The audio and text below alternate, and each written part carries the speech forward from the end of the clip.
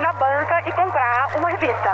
Então, assim, a informação vem até você, né? Na palma da sua mão, dentro da sua casa, e acho que você muda tudo. Sim, as revistas não conseguiram entender. Elas perderam completamente o espaço para uma geração que já começou a trabalhar num ambiente digital. A gente ficou muito sem saber o que seria, né? Vai acabar, não vai acabar.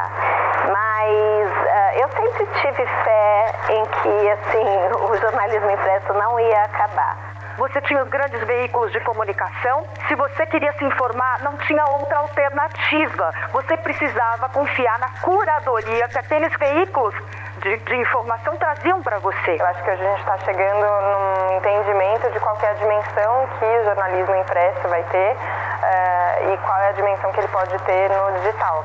Eu acho que as redes sociais conseguiram trazer muita luz e muita visibilidade para pessoas de fato interessantes.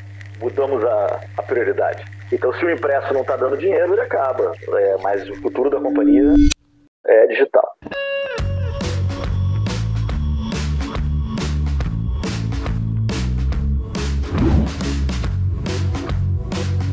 Era uma rotina bem de redação mesmo, né? É uma revista mensal.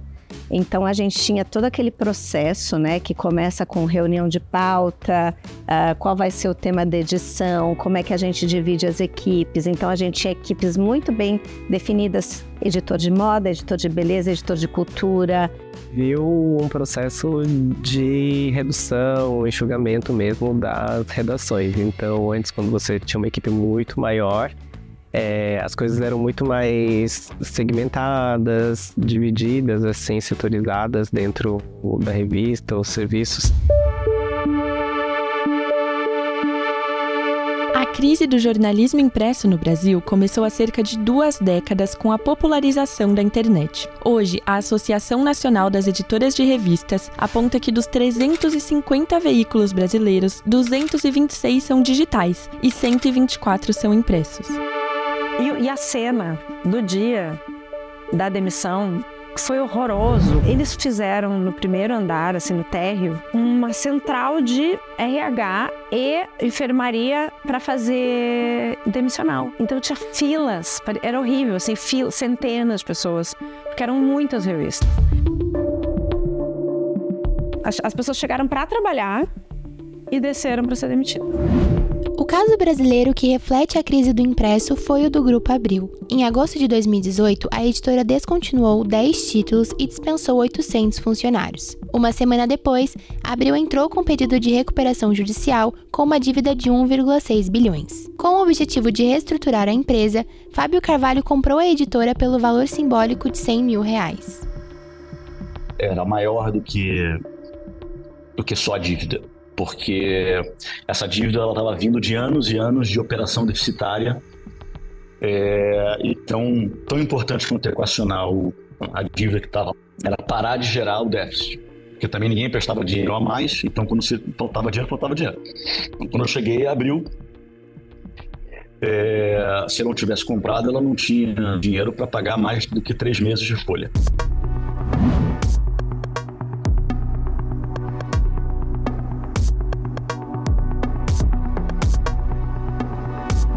Eu peguei justamente essa transição, né? Eu sempre fui do impresso e quando começou a surgir o online, ali no comecinho dos anos 2000, ficou todo mundo muito perdido, né?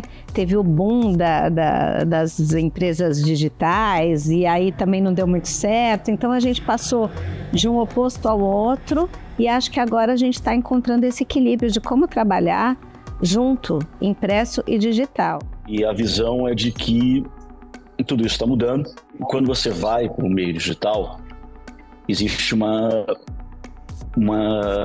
barreira de entrada muito baixa. Então você tem uma hiperfragmentação da produção do conteúdo. Todo mundo pode ser um blogueiro, todo mundo pode ser ter um site de moda. Chegamos na primeira onda de blogueiras dos anos 2000. Agora, a informação de moda também circula na internet. Os blogs eram diários online, onde quem se interessava pelo mundo fashion compartilhava seus conhecimentos de forma totalmente orgânica e sem motivações financeiras. Essa é a capa fatídica de julho de 2013, da Glamour Brasil. Foi a primeira capa do mundo a estampar blogueiras. Virou um case internacional, inclusive eu viajei viajei para as redações de várias glamours de fora, falando sobre esse case. Foi uma coisa muito disruptiva, hoje parece absolutamente banal, mas na época foi uma coisa muito importante. Teve a Glamour, que surgiu muito próxima do Instagram, e eu acho que era uma revista que eu acompanhava bastante. Então é um case muito bom de acompanhar, e já foi algo que ali a gente percebia que era uma revista física, mas que estava de olho no digital. Então isso lá em 2012, acho que conforme a gente foi crescendo, essas revistas já estavam entrando nesse meio, assim. Foi um parto, uma verdadeira cruzada convencer aqueles homens engravatados do board da Editora Globo de que a influência era uma coisa relevante, que estava revolucionando o mundo da comunicação e da moda. Teve um concurso para escolher uma blogueira que fosse capa da revista. E tinha uma estranheza do mercado editorial com as blogueiras, porque estava dividindo a audiência ali, né? As pessoas estavam muito buscando conteúdo com as blogueiras e as revistas estavam ali ainda naquela conversa do corpo do verão, né? Então foi uma audiência, assim, fora do normal, que depois a revista trabalhou com essa audiência durante bastante tempo, assim, e também nas redes sociais, porque aí era o início do Instagram, então tinha ali alguns seguidores e tal, mas era aquele trabalhinho e tal. Aí as seguidoras das blogueiras vieram todas para a revista. E aí foi um trabalho também ali de trabalhar melhor redes sociais, que também não era, né, um issue da revista, né? Como é que você, como revista, como veículo de comunicação, fecha os olhos para um grande fenômeno que estava se formando diante da nossa cara? Não havia outra possibilidade. A gente tinha que dar voz e a gente tinha que participar, os nossos leitores, desse fenômeno que estava começando a revolucionar o mundo.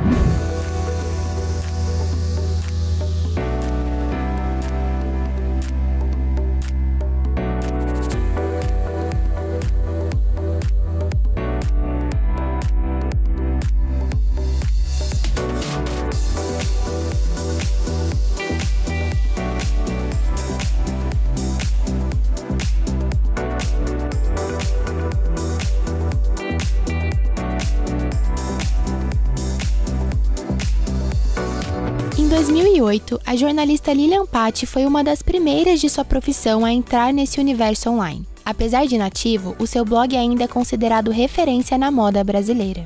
O blog, na verdade, era quase que um Instagram.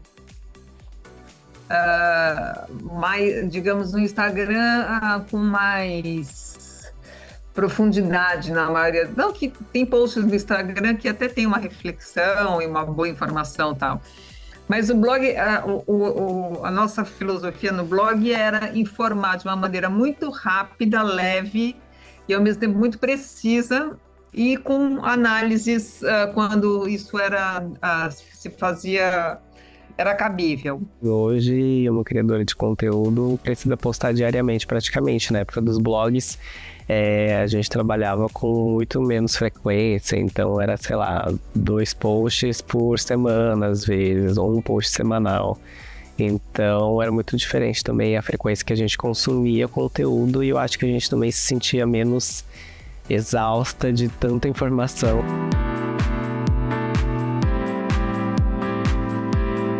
E eu estava em Miami, cobrindo um evento que é super importante, assim, e recebi uma ligação de uma dona de uma agência me falando isso. Ela tinha uma agência com um pool de blogueiras grande e tal, e aí ela falou: Paula, eu queria te contar uma coisa. A gente tá partindo agora com uma nova abordagem, e aí quando você citar as nossas blogueiras, eu não queria que mais você usasse a palavra blogueira. Se possível, se você pudesse usar a palavra influenciadora.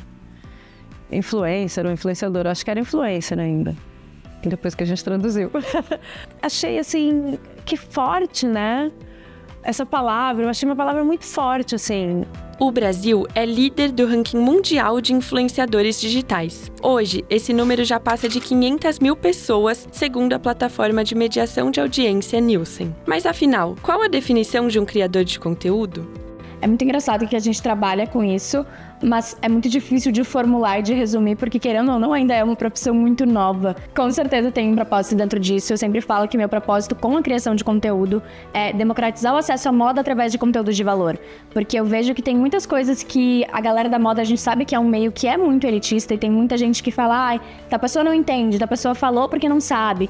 E a gente tem uma questão muito importante de que as pessoas precisam ter acesso a esse conhecimento, elas precisam entender aquela peça que tá na passarela. E eu vejo isso muito nos meus conteúdos. Às vezes, looks que as pessoas falavam, nossa, eu tinha achado horroroso. Agora que tu explicou, não sei se eu usaria, mas eu entendi. E eu acho que é muito diferente eu ter esse meu espaço nas minhas redes sociais, que é um espaço mais tipo CPF, pessoa física, e ter o espaço nas revistas, porque aí você está falando em nome de um veículo, de uma redação, de um título, que às vezes é um título até internacional. Tem uma linguagem diferente, um jeito de falar diferente. Ela não tem nenhum compromisso, vamos dizer assim, com a informação mais... eu não sei se essa é a palavra, mas uma informação mais parruda, mais checada, mais elaborada que a gente tem. Discussão de será que os blogs vão substituir as revistas? E hoje em dia tem a mesma discussão com será que os influenciadores, as influenciadoras vão substituir as revistas de moda, por exemplo? Então, por que não fazer esse trabalho juntos, né? Não são inimigos, cada um tem o seu mercado. Então, acho que é preciso fazer muito bem esse filtro, pensar muito bem em como você vai se comunicar com essas duas audiências que são diferentes. E de formas diferentes também, né? Então, por exemplo, numa cobertura de moda, a gente sabe que uma determinada influenciadora vai estar num desfile muito bacana, a gente convida para que ela cubra bastidores ou para que ela dê as impressões dela, porque são coisas complementares. Bazar, vocês falaram que iam me acompanhar, mas eu tô achando que vocês querem ver o que eu vejo. Oi, Bazar! Eu sou Manuela Xavier, a gente tá aqui na Nova York Fashion Week para conferir o desfile do Maurício Duarte. Olá, pessoal da Bazar, aqui é a Jade Picot, estou em Nova York para o desfile da Tommy Hilfiger, vocês vão acompanhar tudo por aqui. Estamos no headquarters da Tommy. Você tinha a imprensa tradicional falando de maneira professoral, né, de maneira impositiva, de maneira fria, você não sabia quem fazia a revista. E de repente vem essas meninas se comunicando de maneira genuína, se conectando, formando vínculos, formando laço com os seus leitores. Isso, claro, atraiu o mercado publicitário. Hoje em dia, os valores estão astronômicos. Os valores de um publi hoje giram fácil para as meninas grandes e bem posicionadas, em torno de 80, 90 mil o post. Então, assim, a gente tem meninas faturando fácil, 1 milhão, 1,5 milhão de reais por mês. É chocante. São valores muito chocantes. Outro dia eu estava entrevistando a Malu Borges, outro dia, no meu evento Talk com Mone, estava entrevistando a Malu Borges, fazendo aqui meu próprio merchan. E a própria Malu falou assim, olha, os valores são tão astronômicos que às vezes o meu próprio marido vira pra mim e fala, o quê? Estão te pagando isso pra fazer um post?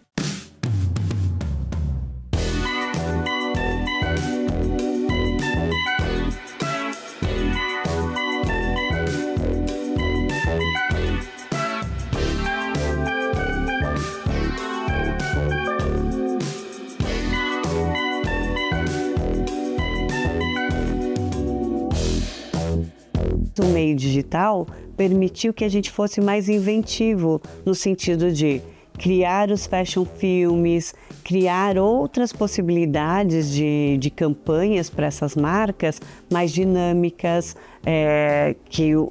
criando, né, utilizando-se das narrativas da marca, né? Então mudou completamente o valor unitário da publicidade, né?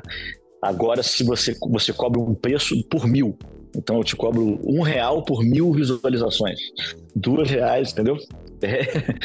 É a variável. Então, mudou o jogo. É realmente um jogo de receita mais baixa, de custo mais baixo também, né? Porque você não precisa imprimir e entregar. As marcas entendem a importância de estar num veículo que tem um nome. A revista, ela faz um storytelling muito interessante de marcas centenárias. Quando a gente dá uma bolsa da Chanel, por exemplo, a gente só não põe uma bolsa da Chanel e um precinho ali embaixo. A gente conta alguma coisa sobre aquela bolsa que remete à história e a todo o DNA da Maison, sabe? Desde que ela foi criada e tal. coisa que na rapidez do dia a dia não é feito. Coisa que as influenciadoras não fazem, porque não é papel delas fazerem, porque, enfim. E se você não tem isso em lugar nenhum, uma hora isso acaba.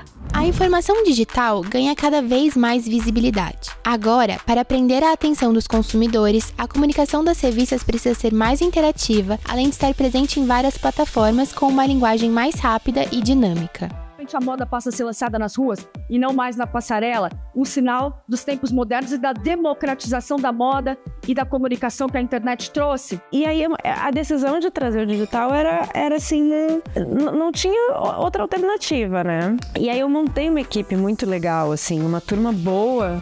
Então dentro do online eu tinha uma repórter de beleza, tinha uma repórter de moda, tinha uma de celebridade, sabe? Dentro da equipe, na época, né? 2013. E foi esse momento muito decisivo, assim, né? De como a gente vai chegar nas pessoas sem perder o DNA da revista. E sem deixar de fazer revista impressa, que era super importante ainda, né? Foi desafiador e essa foi uma das épocas que eu mais trabalhei na minha vida, porque daí tem essa coisa de ser 24 horas, né? Hoje em dia a gente tem uma ansiedade por informação, já que ela está disponível 24 horas por dia, todos os dias da semana, que a gente não consegue esperar um mês para saber qual é a próxima curadoria de assuntos. Então isso eu acho que mudou no comportamento, assim. É muito mais rápido, né? O ritmo das redes sociais, o ritmo da internet. Então eu acho também que uma matéria, quando ela vai para o online, ela acaba perdendo a relevância muito mais rápido. Enquanto no impresso, eu sinto que por ser algo mais perene, a gente também acaba tendo um olhar de lapidar um pouco mais, de polir um pouco mais. Como sobreviver a essa nova era digital? E o que o futuro do jornalismo de moda nos espera? Sim, então a gente tem um certo grau de impaciência. O que eu acho que vai acontecer é que essa impaciência chega num limite tão grande que aí a gente está todo mundo ansioso e a gente não consegue mais lidar com o nosso tempo de espera, que talvez a gente retorne também a outros formatos que propiciem uma leitura e um desfrute um pouco mais vagaroso. Então, assim, o meio impresso tem umas vantagens importantes como produto, mas virou um produto de luxo, porque ele é mais caro do que o digital, né? 2/3 de todo o meu custo no Abril é imprimir e entregar. Quando o meu leitor consome direto digital, ele me economizou 2/3 do custo. Então é mais barato para ele também assinar. Então criou-se mais ou menos essas duas categorias, né? Com certeza vão surgir novas redes sociais e novos meios e novos veículos. Quando surgiu a TV, a galera falava: o rádio vai acabar. O rádio tá aí até hoje. Acho que com a revista é a mesma coisa. A revista impressa continua e continua tendo muita relevância e muita importância. Então a gente vê o peso que é estar em uma revista física, mas a essência de transmitir o conteúdo de moda, de transmitir a informação de moda é a mesma, só vai mudando conforme os meios vão evoluindo. Olha, eu acho que a inteligência artificial vai gerar autonomamente certos conteúdos no futuro que não precisam de uma chancela humana. A gente tem isso como um avanço da humanidade e isso vai ser, já está, né? Não tem como. Eu entendo que as pessoas que não dominarem essa plataforma, não dominarem essa ferramenta, vão ficar para trás, porque elas vão ser mais lentas no sentido de ter que ficar muito no operacional de processos que elas não precisariam. Então, acho que elas vão ser cada vez mais interativas, elas vão estar em todas as plataformas, né? Elas já estão praticamente.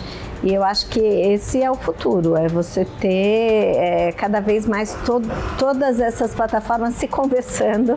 Desde o século XIX, quando as revistas que conhecemos começaram a circular, elas refletem mudanças no universo da moda, beleza e comportamento. Podemos não perceber, mas já vivemos as transformações no jornalismo de moda. Vai ter a ver, acho que o próximo passo, o futuro, tem a ver com criatividade, tem a ver com liberdade editorial de testar novos caminhos e com esse poder de conexão com a pessoa. Eu acho que nesse direcionamento a gente consegue uma sociedade mais diversa, mais plural, mais tolerante e que aceita as pessoas como elas são, e também na conquista de direitos mesmo, direitos humanos.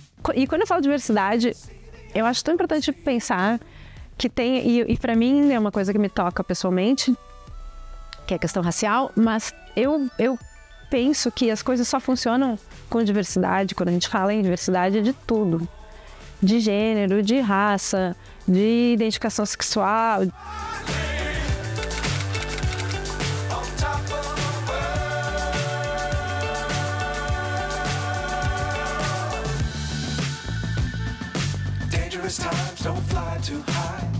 A palavra jornalismo vai se transformar na palavra notícia. E aí a gente vai ter que aprender a cuidar da notícia na internet, né? Porque a gente tem dentro do jornalismo a gente tem toda uma estrutura para segurar isso, né? Então eu acho que a revista ela tem esse papel muito importante, né? Porque no fim das contas são jornalistas de moda que escrevem mesmo, que são as pessoas que estão contando essas histórias e que vão continuar contando, né? Então é essencial que ela permaneça.